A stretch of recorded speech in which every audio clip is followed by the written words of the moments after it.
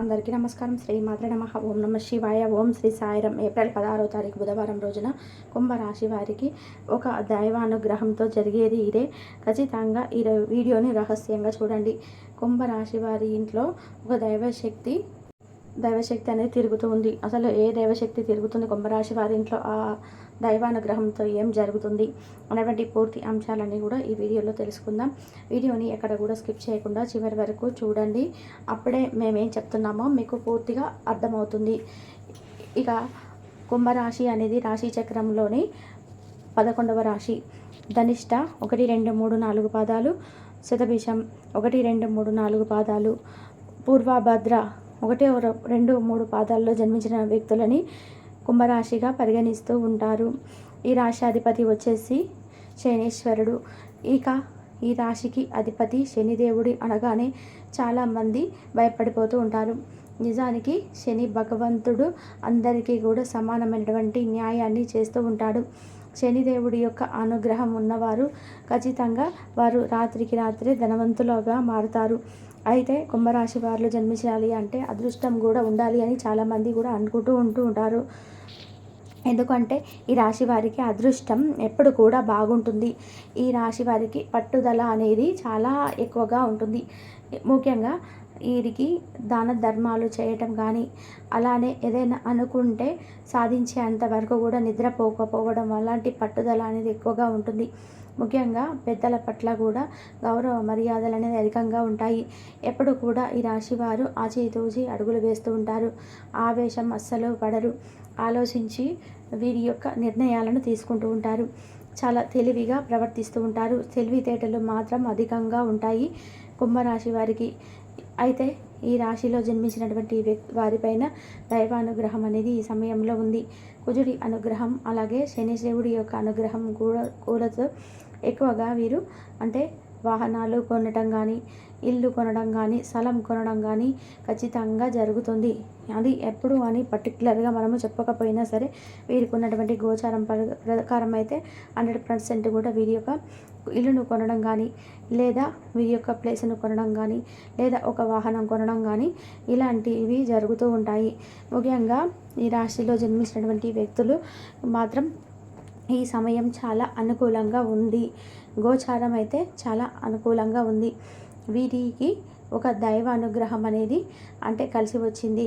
లక్ష్మీ దేవి యొక్క సంపూర్ణమైనటువంటి అనుగ్రహంతో వీరు జీవితంలోనే ఉన్నతమైనటువంటి స్థాయికి ఎదగబోతున్నారు. అయితే వీరి ఇంట్లోకి ఈ దైవశక్తి ఉన్నప్పటికీ వీరికి గ్రహ దోషాలు ఏవైనా ఉంటే గనక వీరు జీవితంలోనే ఎదగలేరు. అంటే ఈ రాశివారు కొన్నిసార్లు ఏది చేసినా కూడా కలిసి రాకపోయినా, అలానే చేతి దాకా వచ్చి చేజారిపోయినా కూడా సరే, ఏదైనా సరే చేతి దాకా వచ్చి చేజారిపోయినా, లేదా వీరికి ఒక పని అనేది పూర్తిగా అయిన తర్వాత చివరిలో అది ఆగిపోవడం కానీ, అలానే వీరికి చివరిలో ఆగిపోవడంతో పాటుగా ఒక పని అనేది అది పూర్తి కాకపోవడంగా దానిలో కొంత ఆటంకాలు అనేది రావడం కానీ జరుగుతుంది. అలా కనుక మీకు జరిగితే సర్పదోషం ఉందని కూడా తప్పకుండా గ్రహించగలరు. ఈ సర్పదోషం అన్నీ మీరు తొలగించుకోవాలంటే ప్రతి మంగళవారం, ప్రతి ఆదివారం సుబ్రహ్మణ్యేశ్వర స్వామి వారి ఆలయానికి వెళ్ళి అక్కడ సర్పదోష నివారణ అనేది పూజలు జరిపించుకోవాలి. లేదా జంట నాగులకి పాలతో అభిషేకం చేయించుకోవాలి. దానితో పాటుగా అక్కడ బెల్లము, నువ్వులు నైవేద్యంగా పెట్టాలి. ఇలాగా కుంభరాశి వారికి చేస్తే వీరిపై ఉన్నటువంటి సర్పదోషం ఏదైతే ఉంటుందో అది పూర్తిగా తొలగిపోతుంది. సర్పదోషం అనేది ఖచ్చితంగా తొలగిపోయి మీకు అనుకూలత అనేది వస్తుంది. అనుకూలంగా కూడా ఉంటాయి. మీరు ఏ పని చేసినా కూడా కలిసి వస్తుంది. అంతేకాదు వ్యాపారంలో కూడా కలిసి వస్తుంది. ఇక ఈ దైవం అనేది అనేటువంటి దైవశక్తి అని మీ ఇంట్లోకి వస్తుంది. ముఖ్యంగా ఈ యొక్క దైవశక్తి కుంభరాశి వారి ఇంట్లోకి వచ్చిందో లేదో ఎలా తెలియాలి, ఎలాంటి సిమ్టమ్స్ అనేటివి వస్తాయి అంటే కనుక, ఇక వీరి ఇంటి ముందుకి ఎప్పుడు కూడా ఒక దూడ, ఆవు 2 కూడా వీరి ఇంటి ముందుకు రావడం కానీ, లేదా ఎప్పుడైనా సరే ఈ మధ్యలో కనుక ఆవు, దూడ 2 కలిసి మీ ఇంటి ముందుకు వచ్చినట్లయితే ఖచ్చితంగా ఆ ఇంట్లో లక్ష్మీదేవి ఆల్రెడీ వచ్చి తిష్ట వేసింది, కూర్చుంది అని చెప్పేసి గ్రహించుకోండి. అలా వచ్చినటువంటి ఆవుకి అరటి పండ్లను కానీ, ఏవైనా కూరగాయలు కానీ, ఆకుకూరలు కానీ పెట్టండి. ఇలా పెట్టడం వలన మీ ఇంట్లో ఏది ఉంటే అది పెట్టండి. ఇలా పెట్టడం వల్ల లక్ష్మీదేవి అనుగ్రహం మీకు ఇంకా సంపూర్ణంగా కలుగుతుంది. అయితే ఈ రాశి వారికి సంపూర్ణంగా లక్ష్మీదేవి యొక్క అనుగ్రహం అనేది కలిగి వీరు అదృష్టవంతులుగా కాబోతున్నారని గుర్తుపెట్టుకోండి. అయితే ఈ రాశిలో జన్మించినటువంటి వ్యక్తులకి ఎవరైతే ఉన్నారో వారికి ఈ సమయంలో దైవానుగ్రహం అనేది లభిస్తుంది. దైవం యొక్క అనుగ్రహంతో వీరు ఇంకా కూడా ఎదగబోతూ ఉన్నారని గుర్తుపెట్టుకోండి. ఇక ఈ రాశిలో జన్మించినటువంటి వ్యక్తులు ఖచ్చితంగా కూడా దైవానుగ్రహం అనేది పొందబోతున్నారు. అలాంటి ఇంకా కూడా ఈ రాశిలో జన్మించినటువంటి వ్యక్తులకి ఎలా వీరి ఇంట్లో దైవశక్తి ఉంది అనేది గ్రహించాలి అంటే కనుక ముఖ్యంగా సాయంత్రం సమయంలో గల్లుమని చిన్నగా అయినా సరే గజ్జల శబ్దం వస్తుంది. ఇంట్లో ఎవరు లేకపోయినా సరే చిన్నగా గజ్జల శబ్దం వస్తే కనుక ఆ ఇంట్లో లక్ష్మీదేవి ఉంది అని చెప్పి గ్రహించుకోవాలి. అలానే ఆ ఇంట్లో సంధ్యా సమయంలో తప్పకుండా దీపాన్ని అయితే వెలిగించుకోవాలి. దానితో పాటుగా ఈ యొక్క కుంభరాశి వారు కనుక అంటే సాయంత్రం సమయంలో దీపం వెలిగించకపోయినా ధూపం వేయకపోయినా మంచిగా సువాసన భరితంగా సువాసన వస్తున్నట్టుగా అయితే కనుక ఖచ్చితంగా అక్కడ లక్ష్మీదేవి ఉంది అని చెప్పి గుర్తుపెట్టుకోవాలి. లక్ష్మీదేవి అనుగ్రహం ఉంది అని గుర్తుపెట్టుకోవాలి. ఆ ఇంట్లో లక్ష్మీదేవి ఖచ్చితంగా ఆనంద తాండవం చేస్తుందని గుర్తుపెట్టుకోవాలి.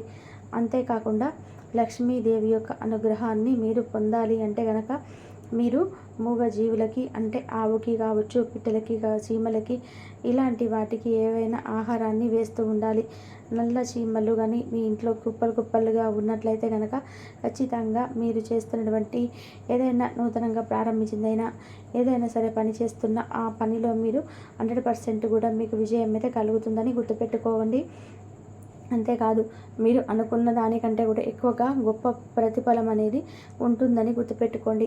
చాలామంది నల్ల చీమలు రాకుండా చేస్తూ ఉంటారు, కానీ అలా చేయకూడదు. నల్ల చీమలకి ఏదైనా ఆహారాన్ని పెడుతూ ఉండాలి. అప్పుడు లక్ష్మీదేవి మీ ఇంట్లోనే తిష్ట వేసుకొని కూర్చుంటుంది. లక్ష్మీదేవి యొక్క అనుగ్రహం అనేది మీకు మీ కుటుంబ సభ్యులకి సంపూర్ణంగా కలిగిందని గుర్తుపెట్టుకోవాలి. ఇక కుంభరాశి వారిలో జన్మించినటువంటి వ్యక్తులకి ఈ విధంగా ఉంటుంది. అలానే ఒక శుభవార్తనైతే వీరు వినబోతున్నారు.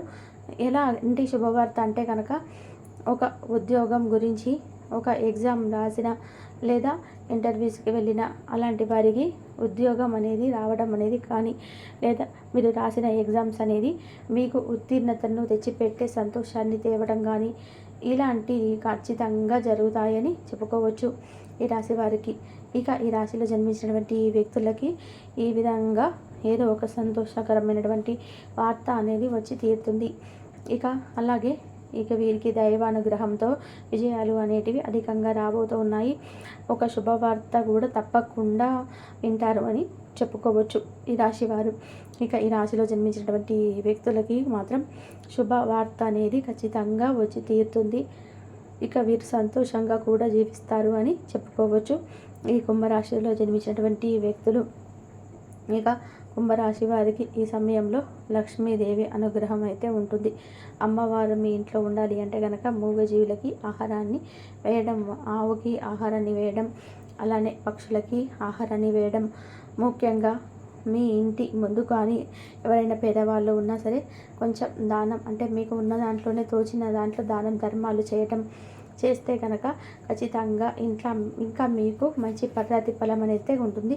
ఇంకా ఈ రాశి వారికి మాత్రం అద్భుతమైనటువంటి విజయాలు కూడా ఉంటాయని చెప్పుకోవచ్చు.